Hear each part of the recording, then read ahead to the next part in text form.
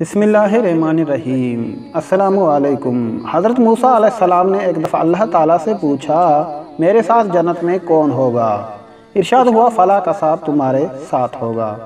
हज़रत मूसा अलैहिस्सलाम कुछ हैरान हुए और उस कसाब की तलाश में चल पड़े।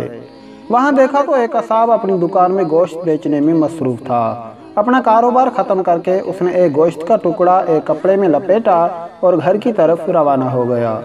हज़रत मूसा अलैहिस्सलाम उस कसाब के बारे में मज़ीद जानने के लिए बतौर मेहमान घर चलने की इजाज़त चाही। घर पहुंचकर कसाब ने गोश्त पकाया, फिर रोटी पकाकर उसके टुकड़े शोरबे में नरम किए और दूसरे कमरे में चला गया, जहां एक इंतहाई कमज़ोर बुढ़िया पलंग पर लेटी हुई थी। कसाब ने बमुश्किल तमाम उसे सहारा देकर उठाया, एक एक लुकमा उसके मुँह में देता रहा। जब उसने खाना तमाम किया तो उसने बुढ़िया का मुँह साफ कर दिया। खाना खाकर बुढ़िया ने कसाब के कान में कुछ कहा, जिसे सुनकर कसाब मुस्कुरा दिया और बुढ़िया को वापस लिटाकर बाहर आ गया।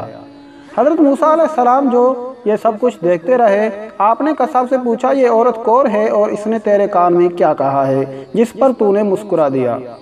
कसाब बोला, ये अजनबी, ये औरत मेरी माँ है। घर पर आने के बाद मैं सबसे पहले इसके काम करता हूँ तो ये खुश होकर मुझे ये दुआ देती है कि अल्लाह ताला तुझे जन्नत में हज़रत मूसा अलैहिस्सलाम का साथ अता फरमाए, और मैं मुस्कुरा देता हूँ कि मैं कहाँ और मूसा कलीमुल्लाह कहाँ। फिर मूसा अलैहिस्सलाम ने कसाब को बिशारत दी कि अल्लाह ताला ने तेरी माँ की दुआ कबूल कर ली है और मैं ही मूसा हूँ। अल्लाह पाक हम सबको अपने वालिदैन की खिदमत करने की तौफीक अता फरमाए। आमीन सुम्मा आमीन।